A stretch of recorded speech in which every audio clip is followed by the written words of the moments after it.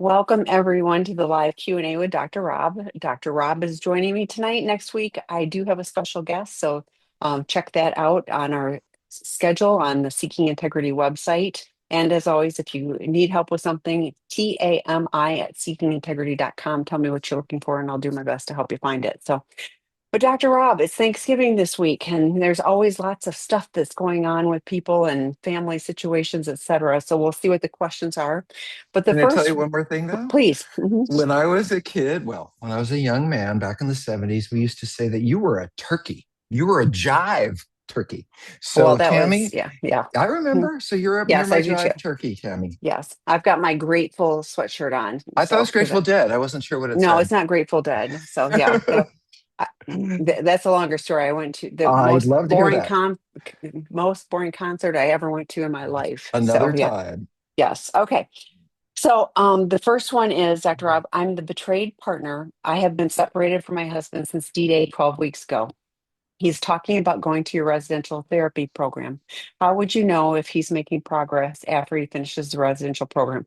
Thank you. This is a great question. And let's talk about, what Seeking Integrity residential treatment offers. It's a 14, 21, or 28-day length of treatment. Dr. Rob does work directly with the clients. But tell me what you're looking for at the end of treatment. Like, how would Well, you know if somebody's making progress? yeah, I think that's actually a very good question because, to be honest, I think that people go to all kinds of treatment centers and partners don't really know what happens after. So, a couple of things. One of the things that was really important to me in making this treatment center happen was that we have a dedicated family therapist. So, you're really not out of it in that sense. I think a lot of spouses feel like you go somewhere and then they come back. And so, the spouses have their own support sessions. And then there are multiple support sessions with the addict and you from the beginning, what's going on, all the way to the end, which is here's the plan. So you are involved. In fact, the last session with the spouse, very clear criteria are set out so that you, the spouse, know before they leave, they've committed to this, this, this, and this. Here's a simple way that I know, and Dr. Carnes, who was my mentor, taught me this many years ago, and it's always been true. If you come back from treatment and you have a plan, follow it. If it says go to these groups, follow it. If it says to these therapy sessions, follow it. Most of the people I work with fail, if you will, or fall on their face because they simply don't do the things they're asked to do. Um, I think we're pretty comprehensive in each day what you need to do. And literally, I tell the guys or ladies, put it, well, not ladies in our program. I tell the guys, put it up in your fridge so your spouse knows everything you're doing every single day. And there won't be any questions about what needs to happen. So, um, one of the things that's really important to me is if your husband or male partner comes back and you're having to nag them and say, did you go to this? And did you? And are you doing that? And they're not doing well. They need to take, and this is a big part of the work, they need to take responsibility for their own problem. They need to not leave you in the position of being worried about whether we're doing this or doing that. So I think I can't promise you that they're going to be the most wonderful person because being a better human being and more loving and kind takes time, but not acting out, taking responsibility for their behavior, being honest with you about their struggles. These are the things that tell me. And again, I don't want to say that everyone's perfect or they come out, being golden. What I do want to say, and I completely believe this, is we lay out a path for them. The rubber hits the road when they get home. We tell them where it comes from. We tell them how to look at when it's coming up for them. We tell them what to do and help them decide what steps to take when they're in trouble and how to recognize it. But all kinds of I would say, ways of communicating and discussing in an open way what they need to do, what's happened to them. When they leave, there's no question in their minds about what brought them there and what they need to do. The question really is, do they do it? And I've heard many folks on here saying, I'm so grateful for your program because what I see is for the first time, he's taking responsibility. I don't have to get it. I see him as a sponsor. He has support. He's gotten his own therapist, all those things. And Tammy and I also see the ones that say, he went through your treatment program and I don't understand why he's not doing well. No offense, but after 30 years of putting programs together, I'm pretty good at it. Tammy knows most of the therapists that do good work. If they're not doing well, it's truly because they're not simply doing what they're asked to do. And I'll let you go, Tammy, but I just want to say one thing. I think that one of the best ways to say this is that we say in our recovery process that it's simple but not easy. And what is laid out for them is very simple. Do this, talk to that person, go see this doctor, meet with your whatever it is. But but it's simple but not easy. Isn't that right? Simple but not easy. Right. Yeah. So the the difficulty with being easy is, do they do it, or are they just feeling, oh, I don't? And by the way, you will know they're not doing well if you hear this. Oh, I don't really feel like going to that meeting. I think I'm doing pretty well. I don't need to. Well, then I worry. So while they're with us, you know the process, you know what we're asking of them when they leave, and then you see them following it. Um, yeah, I think that's a kind of good answer for me. Tam, you have other thoughts, I know. Oh, I do have because we have incorporated a virtual step down because there was a Right. little reentry issue. Guys were like, "Oh, I'm done with treatment. I've done really good," and then they come home and Dr. Rob is right. They will not magically be transformed. You will see changes. I've had people say I can see in their face, and I was like, yeah, they're not carrying around that grief and that shame and all of those other toxic things. I think the house there's a separate residence from the office, and I have joked about the garage at the house has those giant yard bags of those hefty garbage bags full of toxic shame and things like that the guys get to leave with them so they can learn to look at you in the eye. They will not be perfect. They will not magically have transformed. And you added this relationship is 30 years old. Yes, this is decades old stuff, so they will make progress. It's somebody coming to our residential treatment program has the opportunity to lay a foundation that is sturdy that they can build on, and yes, can you get there? Yes, 90 12-step meetings in 90 days, seeing your therapist probably a couple times a week, like really, hitting things hard. You can start to make progress. The thing I talk about often is this is they're safely cocooned. So when the layers are being picked away at, there's safety in that. There's other people that shame reduction because somebody says something and they go, oh, me too. And they wouldn't have thought of that in individual therapy. It's just very different, from that standpoint. Having the accountability, having the plan. And yes, Well, Dr. they're Rob is never right. alone. Right. The opportunity to get support for partners and have the transparency. You will not see that in other programs. And we work from a prodependent lens. We are not going, you're part of the problem. I've seen paperwork from another program. The first thing was, what is your part in this? I wanted to cry for the partner who shared that with me because I was like, nothing. I was like, nothing you did or didn't do caused this. And so to lay blame, getting support for you, absolutely. I would advocate for that and really, lean into that. And for people who don't have that level of support, we have resources and we want you to be connected with those things. So s- this, well, let me back up. The endorsements that are posted on our website are unsolicited. We aren't going, would you give us a 5-star review?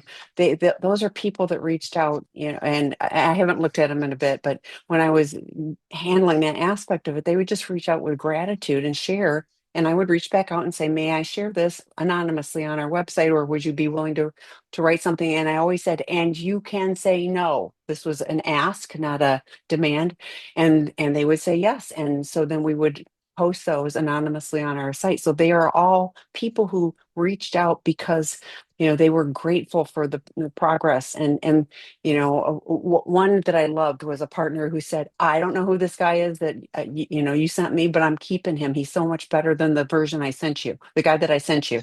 So tongue in cheek, but it was still like one of those, this I can see the difference. And there's a number of those from partners of like, I can see a difference. I don't trust it 100%, nor should you. That like Dr. Rob said, when the rubber meets the road, it's up to them. Separately, beyond the virtual step down, we have 2 alumni groups, like drop-in groups that meet with staff on a weekly basis. We have probably 100 guys a week that are participating in that. Dr. Rob participates in that, on a rotating basis. And those are, again, more opportunities for connection after they leave. This is not like, thanks for coming to treatment, good luck. We want to support you. I often say if we're not your first treatment program, we want to be your last. We want you to have the tools. We do not want the revolving door this that some treatment programs have. We want it to be like we can finally move forward on a healing path. That's just snippets. Again, email me.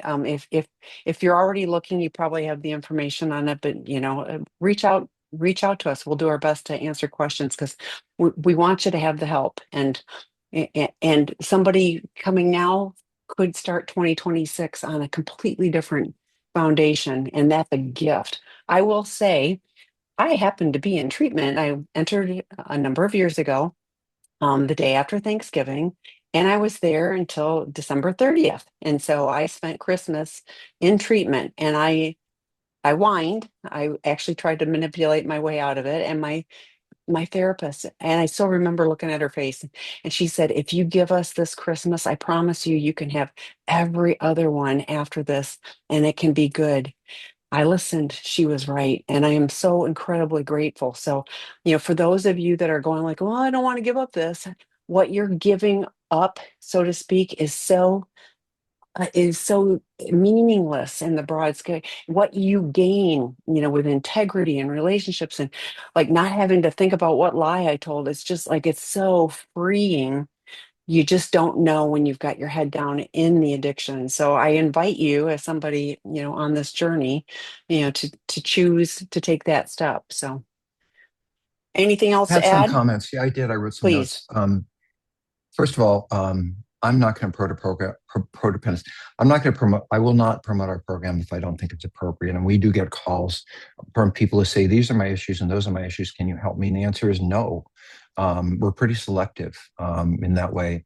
There is one other thing that I wanted to say. I wrote it down, which is I think it's very important. And please, wherever your partner goes, if they go to treatment, make sure two things. Number one, it's a men's focused program, that there aren't any women around. We can handle the gay guys. We know how to set that up and manage that. But if there's women around in the treatment program, and I mean in the dining room, I mean walking across campus, these are opportunities. All I need to do is look at someone and get something going. I've had people crawl over fences and balconies. And so one of the things I appreciate is there are no women in our program. No offense to you ladies, but this is a spot where we need to work. And the other thing about that is that it's dedicated to this. It's very difficult for me as a professional doing what I do to hear someone say, and I heard this the other day, Tammy, actually from a therapist whose family member went, and they had gone to two treatment centers, and she said they taught drugs and alcohol, they taught recovery, they taught how to deal with compulsivity, but no one talked about sex. No one wanted to talk about sex. And you folks have to understand, if there's a group of seven people and one person's an alcoholic and one person has an eating disorder and someone else is a spender, do you think I'm going to get up and talk about sex? I mean, I already know that they're going to look at me as being the pervert, and I'm certainly not going to be completely fully honest. So I think it's essential for the men I work with to build a peer group, men they can turn to and talk completely honestly about what they're struggling with. So the dedicated work, the men only, the small program, I don't think there should be more than 8 or 10 in a program, in my opinion, unless there's two completely separate groups. So I don't think it's hard to set out criteria. It isn't just what's a good program. It's this is what I've learned. This is what I've learned. This is what I've learned. And then you go out and pick. And please, by the way, just say this, look for experts. I hear everyone on the internet, and you know this, everyone is an expert in everything.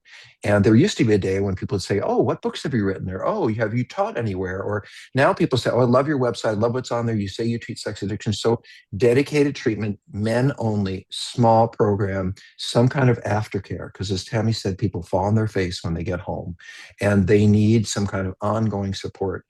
And there's also alumni. I do alumni group every other week. I have 30 men in one group and I think 18 in another. That means we have almost 50 people who every single week come in and they say, I was through your program and this is what I went through. And they support each other and they talk to each other. There's an active community that follows. So I really can't say enough things. Listen, Tammy knows I hope to retire someday.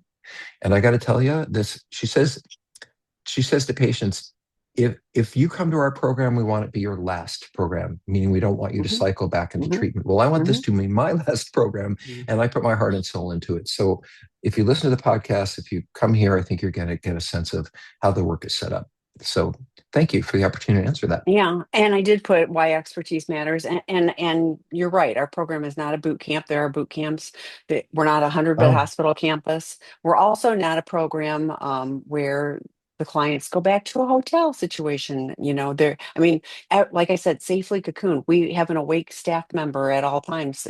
Making sure that things are good. And even if it's like I can't, the client can't sleep at 2 o'clock in the morning, there's someone safe to talk to. So everything has been thought through. We opened before COVID, didn't know COVID was going to hit, and we've stayed open the entire time. And we've helped lots of people over the years, including the partners that love them. And it's even if you choose to not stay together, that's okay. We still want you both to have healing, whatever is best for you. So that's our goal. You can reach out if no, we can help. Tam, I'm going to talk endlessly, but I want to tell you, I want to answer your question directly, in my opinion. I know when someone has moved significantly because they come in and their focus is getting out of trouble, getting you to be not mad at them, getting to be back in the house, getting out, that you're going to forgive them, whatever that is. What I'm interested in is they leave treatment and they say, I don't want to be this person anymore. That is the transition from I don't want to get in trouble to I want to be a better man and look in the mirror and feel good about myself. To me, in the most essential way, that's what it's about. Okay, You've let's move also on. shared one more thing because you've shared before too, the guys that go, I've got this, when they're like, oh, I've got this at the end. And what are your thoughts about that? Well, I mean, I think people have heard me say this. The person who leaves the program and says, I know what I need to do, and thank you very much, and I'm cured or fixed. I worry about that person because these men have struggled all their lives with lying and emotional issues, plus the acting out. And no one is going to be fixed by spending 2 weeks, but they can get a pat. I do want to say one more thing, and this is not about us. Weekends are not treatment. Week-long intensives are not treatment. Going to a program or a workshop and staying in a hotel or at home is not treatment. Treatment is you are there 24/7. You are working nonstop day and evening to focus on yourself, and you're in a safe environment where your tech is monitored. You don't get to just go out in the world when you want to. That's what treatment is. The others are educational things, but they're not what I consider to be treatment. And Okay, I've heard now we people will move say, on. I went through Yeah, go ahead. treatment. I went to a weekend. So Yeah, anyway, I'll yeah, let that one that's go. a workshop. So SAPA here, 1.5 years since discovery and the start of recovery. I've been in groups and working with a CSAT for over a year. The past month, I admitted that I haven't been sober except for a few months, prompted by a discovery with evidence by my girlfriend. What is the difference between fantasy and excessive fantasy? Well, my recovery program coach says that fantasy is middle circle, while excessive fantasy is inner circle behavior. I've been emming and fantasizing about porn, Emming. and I think masturbating and fantasizing Oh, I about porn. see. That's what I'm guessing. I I see.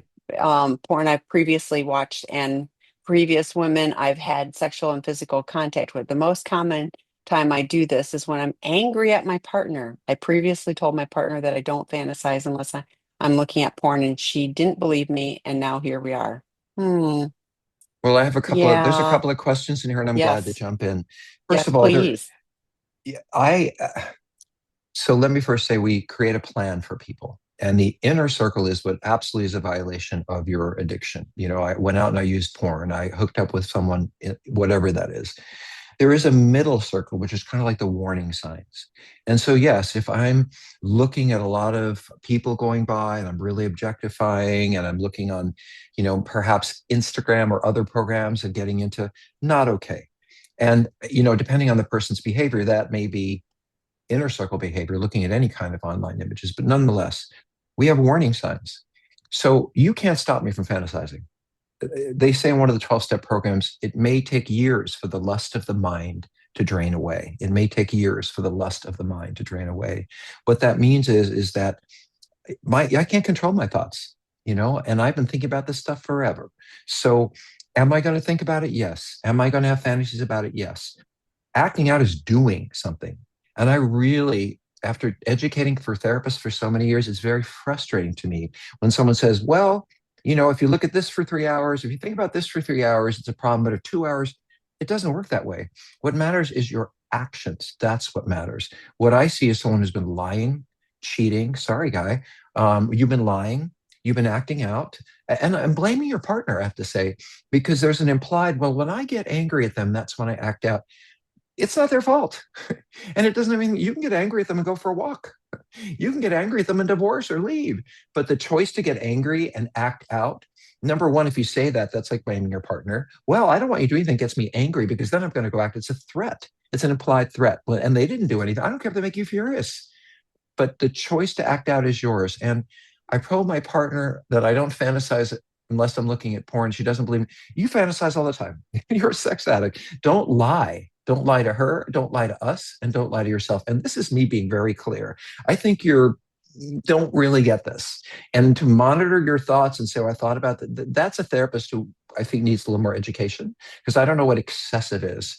What I do know is masturbating and fantasizing to porn that happened in the past and previous women you've been sexual with. Well, I hope masturbation for a while is in your inner circle. Maybe you can't engage in healthy masturbation yet. And by the way, folks, to you men who say, oh my God, what's going to happen if I don't masturbate? It's not going to fall off. It's not going to break. Our bodies take care of themselves. You will have a nocturnal emission if your body absolutely needs to have a release.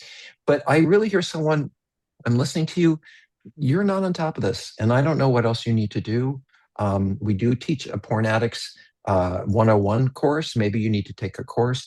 I also didn't hear anything about I'm going to groups. What groups are you going to? How often are you going to? Why did you have to admit that you haven't been sober? That's not recovery. You know, having means you were forced. Recovery is I'm taking responsibility for my behavior and I'm going to go forward and I'm going to say this is what I'm struggling with.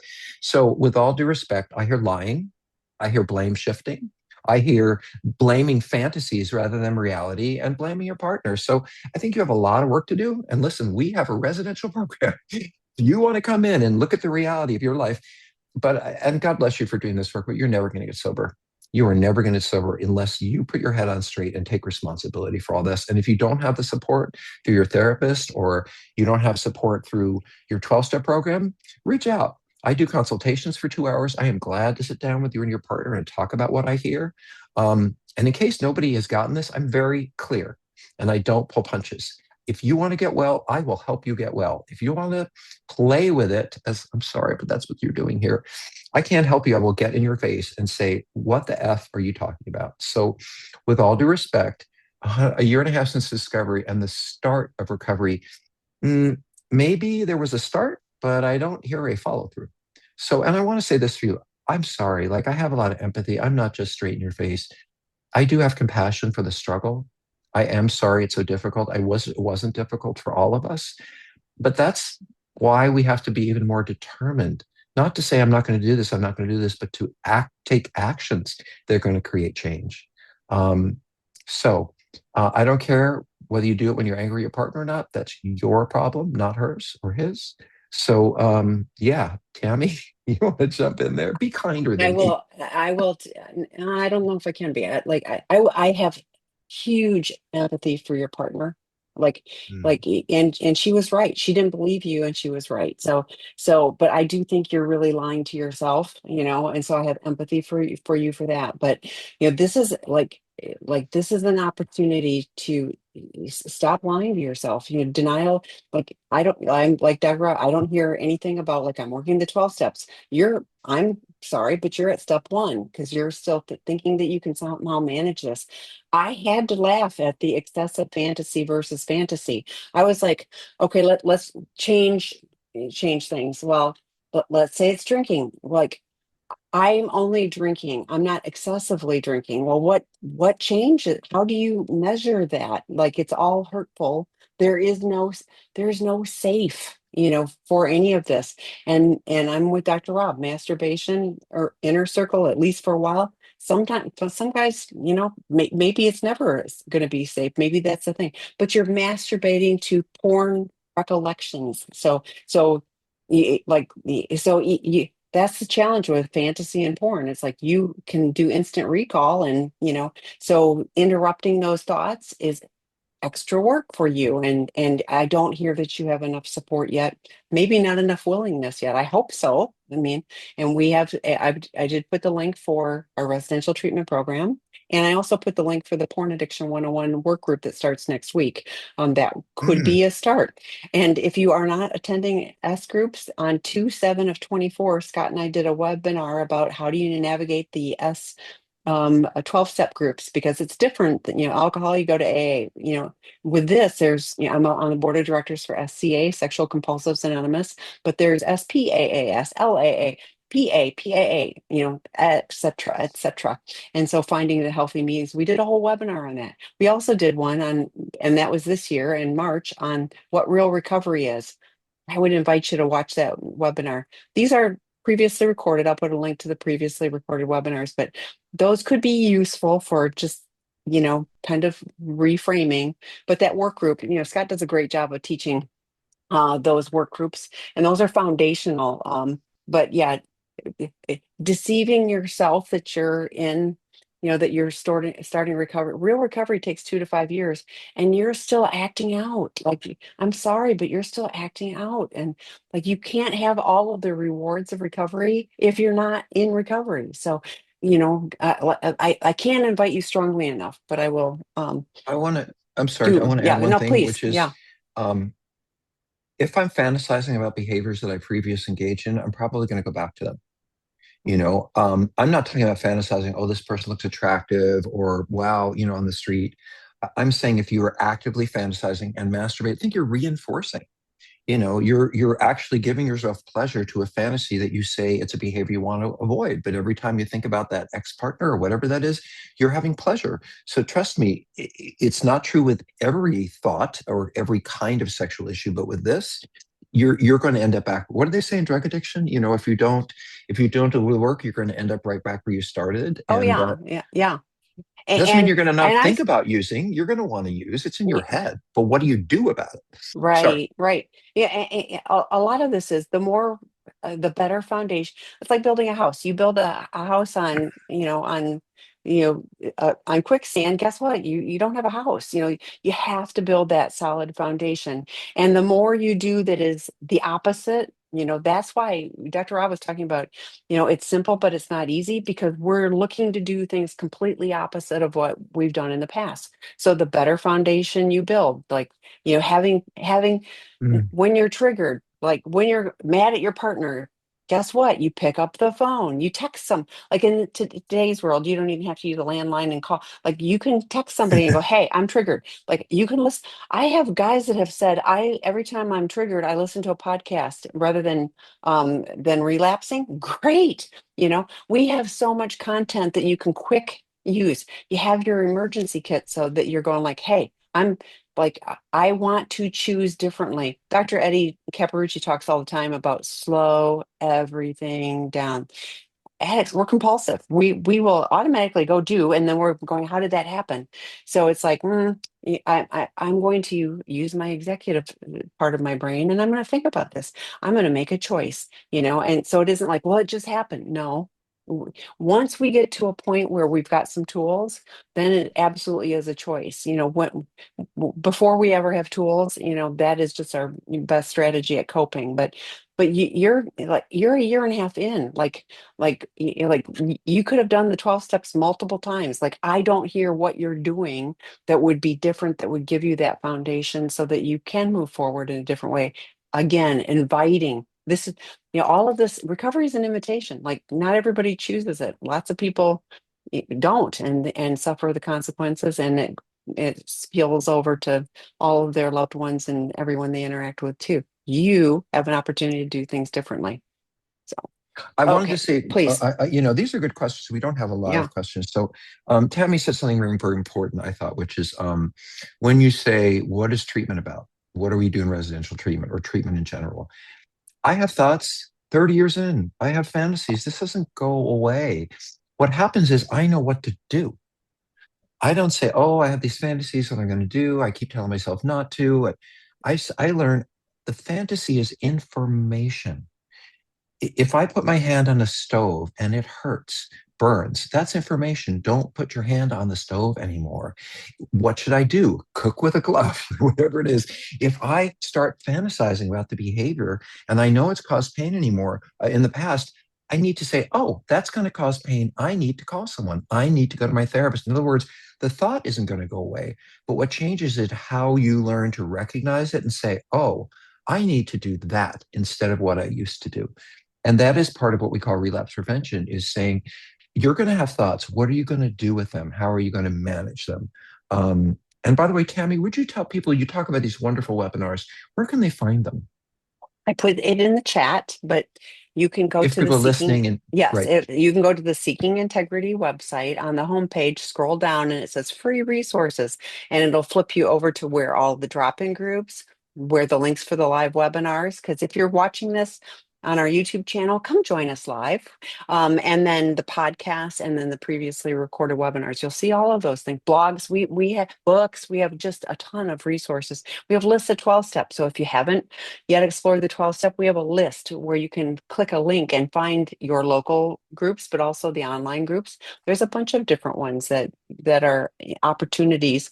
Find the healthy meetings, but if you do the work, things change. I can't stress that enough. So, okay.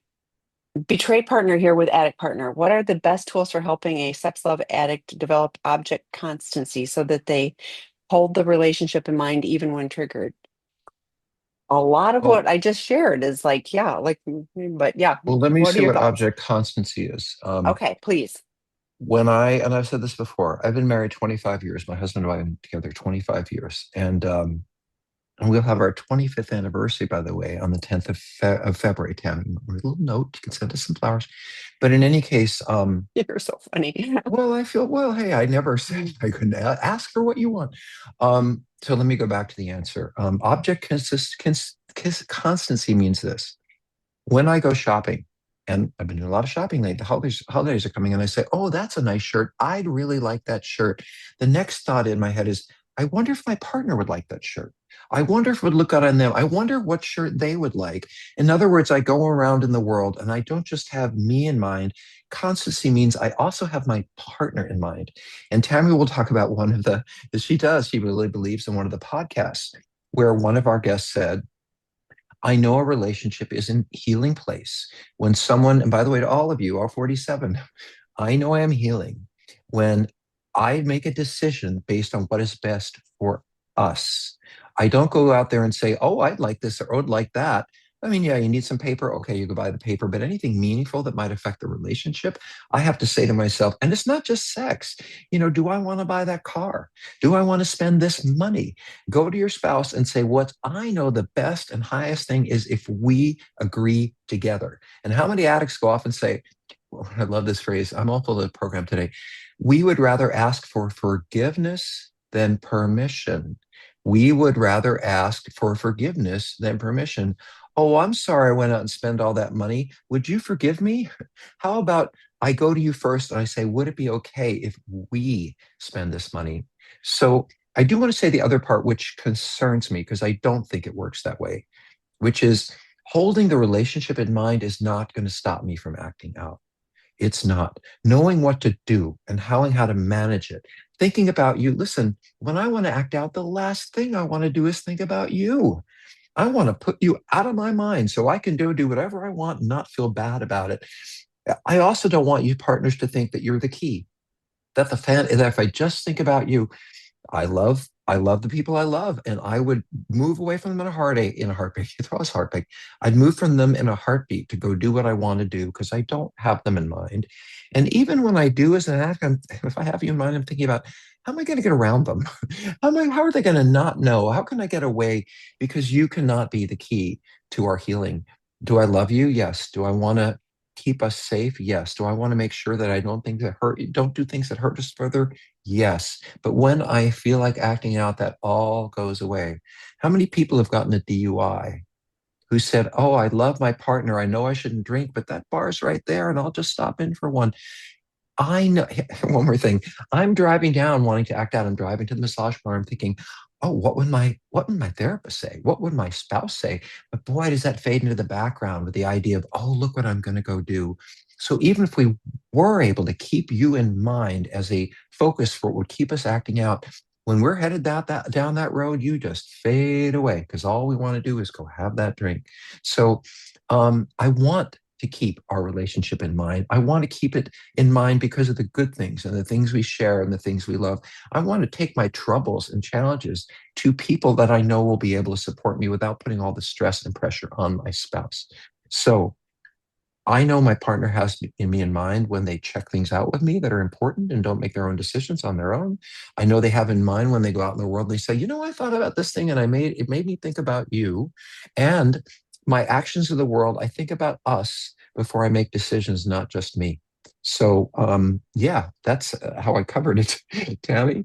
And thank you for bringing up the going to the bar and DUI, because like going back to the previous one where excessive fantasy, I was like, I I don't know of anybody who goes, I'm going to go get a DUI tonight, because I'm going to go excessively drink and then drive and make really poor life choices. So that is another aspect of the how do you gauge, in addiction, it's like one is too many and 100 isn't enough. And that's true, whatever form of addiction is. If it's an eating disorder, one cookie's great, 100 would be better, and that's not an exaggeration. I mean, that's how my brain works, and so I have learned over the years to, to think things through and make different choices, with things. So, uh, I also did put the podcast that you were referring to, Dr. Rob and Dr. Stantak, and it was January of 2019 on sex, love, and addiction. They did one on We Do, and I share that one often. And there's lots of great podcasts, so please listen to more. But that particular one talks about in a healthy relationship, we put the relationship first. And guess what? Each of us individually is so much better off. We're healthier, we're happier. Like all good things happen to us individually if we're able to do that. Now, that does not mean that the addict partner can manipulate and go, well, you need to put the relationship first. No, it's like we are choosing to put the relationship first. We are just like Dr. Rob was talking about. I'm thinking about my significant other. Yeah, and this is true of other relationships. Ooh. It doesn't even have to be in a partnership. Like if we're in relationships and we're both thinking about, how can we benefit this relationship, that relationship can thrive. The contrary is true. If we are in unhealthy relationships, we are actually better off being on our own because, of that toxicity. So, but you, like you were talking about too, like that, thinking about the partner. I had a partner that reached out today, and she shared that she did everything sexually that she thought her husband would want to do her to do to keep him from, and it didn't work. And I was like, it never does, because it doesn't matter. It's not about you, partners. And I think that's the hardest thing for partners to think of is like, well, if I just do something different, then, then my betraying partner will stop doing those things. We have the previously recorded webinars, Kristen Snowden's and Debbie McCrae's for partners, such practical, good information. I would invite you to check those out. But we literally have a bunch. I have a list that's multi-pages now that has, top ones based on different, topics and things, because there's so many great, great opportunities to learn on there. So I want to just say one thing. The mhm, the podcast is called Sex, Love, and Addiction. mhm. And Tammy and I were looking at some of our numbers. I think we have hundreds of thousands of downloads. So Oh and I no, do no, it's combined. It's we're there's two different platforms. It's lots. but yeah, there's 1.6 on one platform and like about the same on another platform. So I have a feeling, I kept saying we were at about 2 million. I have a feeling we're pushing 3 million, but I can't state that for sure. So I know we're over 2 million though. I'm comfortable saying that. So yeah, it's good Sex, stuff. love, and addiction. Yeah, and we have a second one too, overcoming betrayal and addiction, which is it's gaining some we just put that one together, and it goes out, and all of a sudden I was like, oh, it's actually getting some pretty good traction too. So there's content. I put the link to all of our podcasts. You can find it on iTunes and Spotify, etc. So yes. Okay, so the next question, I answered it because I wanted to have that, but they asked about FMLA, and yes, we do have people that sign off on that. So if that is a fit, for you, ask, when you call, the main line is 747-234-4325. 4325 is heal. We want you to heal. So you can call that number, and then our intake, people will help you with that. And you can always email me if I can be of help too. Okay, the next one, Dr. Rob. Betrayed partner here. My partner has been seeing a really good CSAT for a year. I have an APSAT. Uh, I was present during one of his CSAT therapy sessions during which his CSAT said something that was alarming me. He said, "It's okay to be attracted to teens. You just can't act on it." Isn't that part of the slippery slope to excusing escalation to objectifying children, as teens are children? At the very beginning of recovery, my partner said that he thinks teens are on his arousal template. Fast forward, he shuts down and gets agitated if there's ever talk about him being aroused by teens. He follows the logic of 17 plus is legal and you won't get arrested, even though a good portion of his porn consumption was labeled as barely legal 18 plus, or showed or mimicked a large age gap and power gap. He doesn't think anything of it because they are technically legal. Do you think it's okay to be attracted to teens as long as you don't act on it? Tammy, I think you need to start here. Oh, ugh. Well, I Mm, can if you want me yeah, no, to. because I think it's like, please, I would like your clinical input on this one. So I don't know where to start. People have all kinds of attractions, and I can't tell them not to think about it. I can't tell them what turns them on or doesn't. That's not my job. My job is about behavior. Um, I don't see any reason why your partner shouldn't say to you, I'm concerned about this. It bothers me. It's something I struggle with. Um, I the logic of 17 plus is legal and won't get you arrested, even though a good portion of this porn was barely legal. But let me talk about barely legal. It's illegal. And we just had a man in treatment who was looking at underage porn, got arrested. Well, I guess it was a couple of months ago, got arrested, kept looking at it, got arrested again, and he's going to jail. So the idea that, well, this doesn't hurt anyone but me, or these are old pictures, or as long as I don't share it with someone else, trust me, the feds, and I mean it, I've I've done witness in a court. I've listened to stories about looking at images. And when I go, my job is to try to help the court understand that they shouldn't go to jail for 6 years. They should just go for 3. So I'm just going to take it out of what he thinks about and what he doesn't think about or how to deal with it. Or, people have all kinds of fantasies. I can't help that I might be attracted to someone. That is just, as you said, what I'm aroused by. But what I do is everything. And this idea that it's sort of like dividing up, it doesn't make sense to me. Well, if it's this age, it's okay for me to look. And by the way, I don't mean to be amused, but I'll just take a breath because I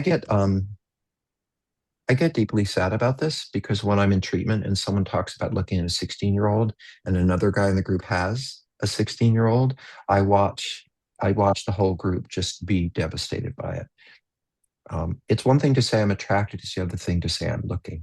Um, but if my focus is what's going to get me arrested or what isn't going to be arrested, that's not what is going to bring about my healing.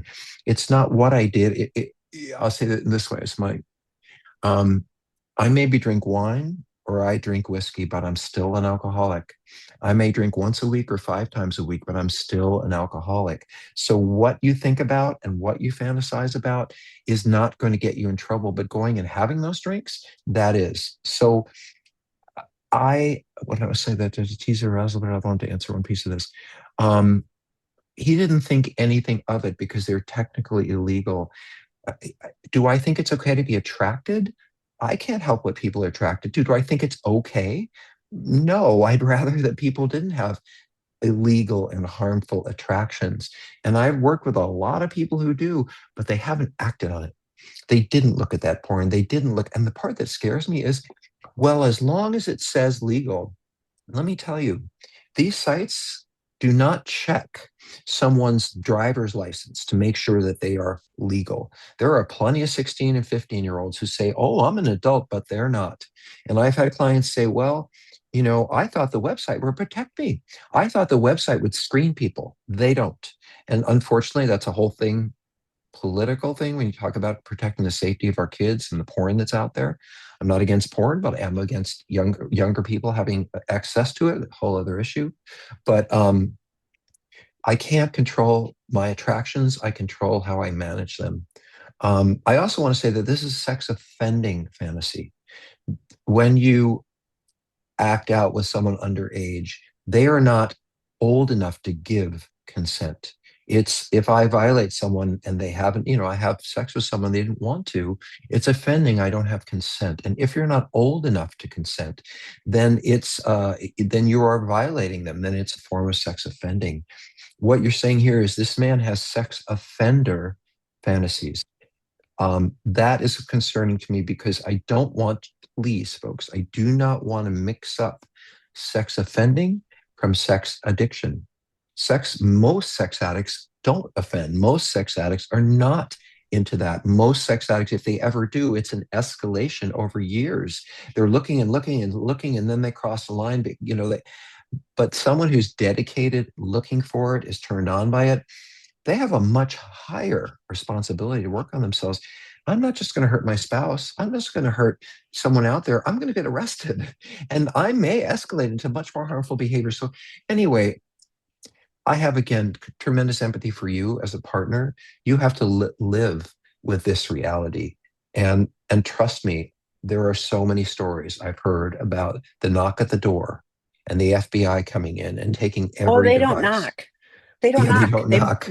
they break the door down. It's So horrible. anyway, I will leave it to you, Tammy, but the tragedy is Yeah. not the fantasy. The tragedy is acting on the fantasy. And the tragedy is saying, well, this person doesn't look this age. How about not doing it at all? And I really want to say to you folks, I am not saying it's okay to fantasize about younger people. I'm saying that some people do. Some people fantasize about all kinds of things, but they don't act out on it. And my concern is this person, I'm not sure they're really clear on the meaning of it and the meaning of staying sober from it. You can work a 12-step program and an addiction program to stay away from problem behaviors, not just the lower level behaviors, meaning legal ones, but you can also work a program around, look, you can work a program on smoking pot and you can work on a program doing heroin, but you can work on these issues at any level of where you are.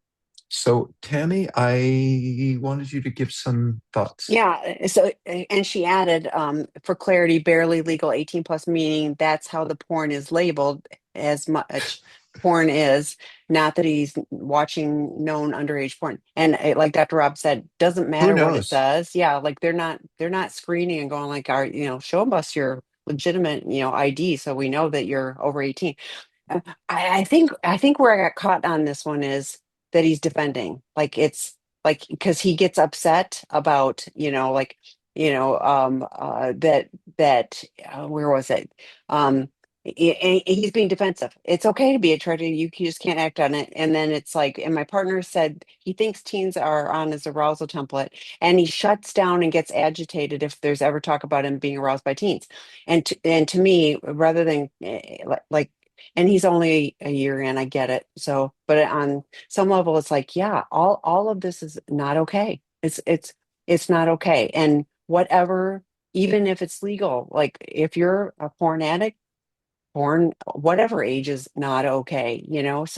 So I think that's where I got caught on this one is that he's agitated about that. And I'm sure there's some shame around like I'm doing this, but like Dr. Rob said, you can work on not acting out. And if it's fantasy about, not porn, but teens, guess what? You really work on that. You have your 3-second rule, you have your emergency kit, you have Right, all of the tools in place so that right, as soon as you go, oh, that's, that probably is, if I'm paying attention and that person looks like they could be underage, you know, even if they're 21, like if I'm paying too much attention, it's a problem, like so this is about reframing. And the more he's digging, I'm glad you guys both have qualified professionals. What I really love to hear is how many 12-step meeting he's going to a week, how which step he's on, how often he talks to a sponsor, all of those things, because I don't care if you got the best CSAT on the planet, like one thing a week is not enough for a 24/7 issue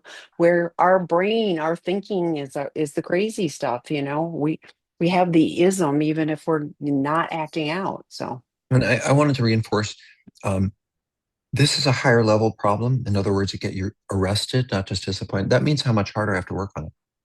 You know, one of, we talked about inner circle, like what is absolutely the things that we don't do. And it could be compulsive masturbation, it could be seeing sex workers, it could be hooking up with old affair partners.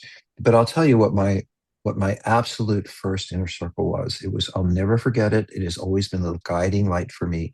And it was and is, above all else, I will cause no more harm. I'm not mhm. going to have sex with someone who's married. I'm not going to pick somebody up who is struggling and needs help or support, and I'm using them. And I'm not going to put myself in any situation where I might cause harm to anyone. And I think when you talk about object constancy, that is the guiding light for me, is no matter what, I am not going to cause harm, and I will do anything to make sure that my recovery, that my struggles don't ever lead me to hurt another person. And I hurt plenty. Thank goodness I'm not attracted to that population, but I've hurt plenty of people. And and that's what the 12 steps are for, to try to find some peace with that. Anyway, please go Well, ahead. well, no, and I want to jump on that because, like, I hear you, and I honor that that's your inner circle, and it wasn't At the like I'm start. not gonna. No, I know, but and it wasn't like I'm not gonna have sex with what I mean. Like it has like there's nothing about sex. It was like just I'm not gonna do harm. Like, and that's what like we have to look at. What is going to be our integrity? What is going to be our compass? How are we going to do that? Anything we're fighting about and going like, well, I don't want to put that in my inner circle, maybe we need to look at it. Now we talk about its behaviors, so it isn't just thoughts, but yeah, if I'm sitting here fantasizing about stuff or defending, well, like I'm not going to get arrested for that. You don't know. And you don't know how bad it is when somebody breaks down your door and your kids are in the house, and I Can you we have point lots them of to that stories. film? Yes, Maddie Corman shares. So she did Accidentally Brave, and she did an off-Broadway play, but then she also did on HBO Max. It's really powerful, and if you're an addict partner, go watch it. If you're a betrayed partner and you can make sure you're taking care of yourself, it's really good. I was in tears, but she talks about that's what happened. She's on her way to work, and the kids are calling because the FBI is knocking down her door. Now, Maddie came on to ours, and it was kind of like the after, because, he's been in recovery. He's been in good recovery for 10 years. They've really worked on things, so they're in a very good place. But she was talking about kind of the after, on the webinar with us, and that's on the previously recorded webinars. I think that was February or March of this year. So check that one out as well. But yeah, very traumatic. And she's not alone. I hear this, unfortunately, probably about once a month, where there's been doors knocked down, somebody's getting arrested. Like there's the whole problem with that. And they may have thought it was barely legal too, but legal. So why mess around with that? Like like that is your reputation. Guess what? Everybody in your neighborhood knows what's going on. Like it just isn't worth it. So get help before that happens. So okay. My context, my betrayed partner here, context, my addict partner struggles to empathize with me in any capacity. He refuses to validate my reality, pain, and triggers. I am told my feelings, pain, fears are based on facts, untrue. Ergo, I am wrong to have them, and he shouldn't validate what is wrong. He isn't in good recovery at the moment, and he is never consistent. I question his sobriety as well. I'm hoping to take your boundary course in January. I was just thinking you need to be on the boundary course. The last time I tried Partners, to dip partner. my, yes, I'll tell you more in a Hmm. moment. The last time I tried to dip my toe in sharing anxieties and triggers, he exclaimed, no one can explain to me why an addict has to work towards ignoring their triggers, but a betrayed partner doesn't. They get to embrace them. I tried to talk through trigger differences with him to no avail. Please shed light on this. Addict triggers versus betrayed partner triggers. Thank you. I appreciate your most. Can I start with this one? Oh, I hope you do. Oh, yes. Okay. You have an addict who's not in any kind of recovery. Like you, yeah, but maybe he stopped doing some behaviors, but he's not in any kind of, he's not even trying to be sober. So like this is, I call it the negative two step. You do this and he does this. You do this and he does it. He is absolutely, shutting you down at every turn.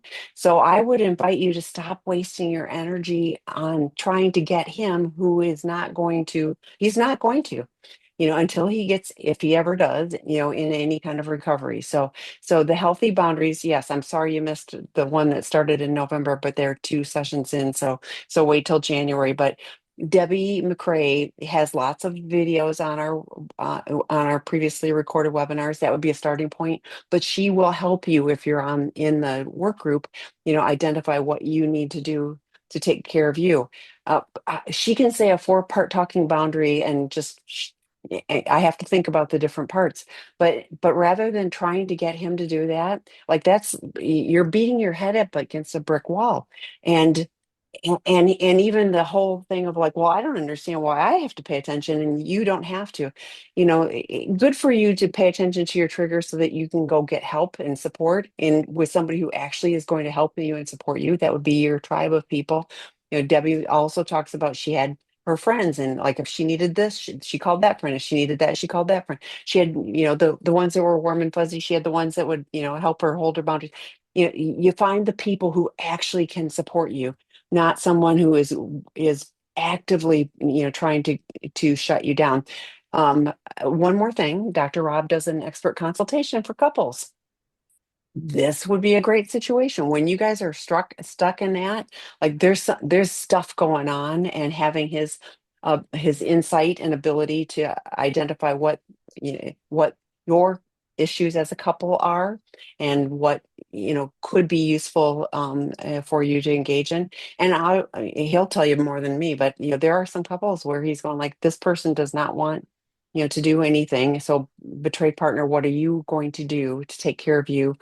It doesn't mean you have to leave. I will pull too. We had the should I stay or should I go? But some partners are able to hold healthy boundaries and take care of themselves. So their addict partners' behaviors are not the focus. It's hard. It's hard. But some of them are going like, yeah, I can't keep doing this to myself. That's internal boundaries. So I'm gonna go find that webinar series. Dr. Rob, what are your thoughts? Say more, Tammy, about what it is for you. I'm sorry. Actually, to be honest, I lost the question. So let me go back to the question. Oh, is that about physical intimacy? I'm It's so sorry. Give me the it's time. it was the 5:33. context. It says context. Oh, right. Yeah, 5:33 your time. Yep. Right. So, empathy, first of all, empathy, we are anti-empathic. As I said, empathy is thinking about you in terms of, if I do this, how will it affect you? If I do this, can I take responsibility for it so you will be at peace? Before I do something, how is that good? How are you going to feel? If I did do something, I wonder how you feel about it and how I can clean it up or whatever that is. Um, Empathy doesn't doesn't come through until we are absolutely committed to change and different committed to our healing process. By the way, if you question sobriety, trust your gut. I absolutely believe you. And I think too many partners, they're gaslit, they're talked out of things. You don't know, you don't believe it. Why are you? Here it is. Why ignore triggers? Why embrace? I talk to trigger different. How did it get to be your job that you are having to talk through trigger differences? It's not your job. I understand wanting to do it. You love him and you want to support, but he has people or should have people that he goes to and he says, I want to work on my triggers. I need to go to he should be coming to you and saying, I've been working on this and this is where I'm at or what I've learned about it. Addict triggers versus portrayed partners. Again, my responsibility is to see that I'm triggered, to take steps to deal with it, and then come back to you and say, you know what, I've been struggling a little bit, but here are the things I did. Not I've been struggling with it, period, because that's puts the responsibility on you and the worry on you. I also wanted to say something I saw. He isn't good at recovery in the moment. in them, and he's never consistent. And you question his sobriety. Okay, let's hear it. Let's say it loud and clear. Nobody has to be good at recovery. They just have to do it. I don't have to be, good at fixing my car. I just need to take it to a mechanic. So good in recovery is what really that says is he isn't committed to change. He isn't committed to change. He's not consistent. You question his sobriety. I'm glad you're taking the boundary course because I think it's really important for you to find your peace with and I'll say this again, I'll say to every partner, you are not responsible for our behavior. You are never responsible, ever, ever, ever. There is nothing you can do. I don't care what codependency says, because I don't believe in it. If Tammy decided to drink and Tammy decided to drink, and if she did it because she had a fight, here's the question earlier. I had a fight with you, so I went to drink. I'm upset or whatever. So, no, making the choice to go do something is my choice and my choice alone. We may hate you, we may be mad at you, we may not have sex with you, we may want to leave you, but or we may love you, but the choice of going out and being sexual with another person is my choice. I can go for a walk, I can divorce someone, but going and turning to sex when and then blaming someone else, not okay. Also, sorry, I'm backtracking. I'm told that the pain and fears that you have are not true, that you shouldn't have them, that he shouldn't validate what's wrong. No one gets to talk you out of what you're feeling, and no one gets to tell you that it's not right. You feel what you feel and trust what you feel. Again, what I hear is blame shifting and leave me alone and don't bother me. And I'm doing the best that I could and don't tell me about it. And well, you can't tell them what to do, but you can say that you're hurt, that you're angry, that you're fearful, that you're mistrusting. That you can do. And you can tell them, figure out your own recovery. Not my job to help you with it. I Oh, love you. Go ahead. I'll shut no, up. no, she added follow up on context. He claims he doesn't have triggers anymore and faults me for still having them. So, this to me, that's the very last one I added. This to me is someone who like that is that is they're not in any kind of recovery. Like that is I wonder if they're acting out. I don't know, but like this is I don't know a single person on a recovery journey that doesn't, you know, again, why we still go to 12-step meetings, even though we probably aren't going to act out in the problematic behavior, we still have all of the other stuff. That was our maladaptive coping mechanism. So yes, that is, we still have triggers, we still have things, you know, and from what he's saying, you are a trigger for him because your triggers annoy him. He just wants you to shut down. So that again, please, healthy boundaries for you. It starts in January, but look at how you take care of yourself because this person is not showing any kind of safety, for you. Right. And I hope you're getting STD tests, by the way, every one of you partners. He didn't do this or he isn't doing that, or we lie and we keep secrets. And so please take care of yourselves. There's two more things I wanted to say. You're not responsible for my challenging behaviors. You're also not responsible to validate and share for my recovery. I don't get to come to you and say, oh, I've been to 12 meetings and I have been to therapy and, I'm doing really good. If I was a partner, I'd say, well, that's great, but you cheated on me for 12 years. This is why we have a support group. I can go to them and say, I'm doing really well. I feel good about myself. I can go to a therapist, but your job is to grieve and come to peace with what's happened to you. You're the last person that I should be coming to and saying, look how great I'm doing. You're not their mother. You're the wounded partner and you get to take care of yourself. Last thing, for clarity, barely legal 18 plus, meaning that that's how the porn is labeled as much porn is, not that he's watching underage. Barely legal. Barely legal means not legal. Trust me. This is again so, I don't want to use a mean word, but so troubling. This is not recovery to say, I just look at this and I know that I'm safe or healing or in recovery. They will come and arrest him and he'll say, oh, it was barely legal. It wasn't really. Well, trust me. And by the way, I'll say one more thing because you never shut up. Who do you think sets up some of those sites? It is the FBI. It isn't. They are looking for the people who are doing this. Once you ended up made a mistake twice, but if you're consistently going there and looking at barely legal, you do not know how old that person is. This is I would be protecting myself as a partner, and I'd be thinking, what happens if he goes to jail? What's going to happen to my family? What's going to happen to my kids? Do I need a lawyer? Lord, I hope that doesn't happen. But the way this reads is I'm barely scraping by and I'm hoping that what I see is not going to get me in trouble. And then I'm going to tell everyone it's okay because I'm looking at this and not that. It isn't okay. None of it is okay. And I cannot justify behavior by saying, well, I'm just looking at this.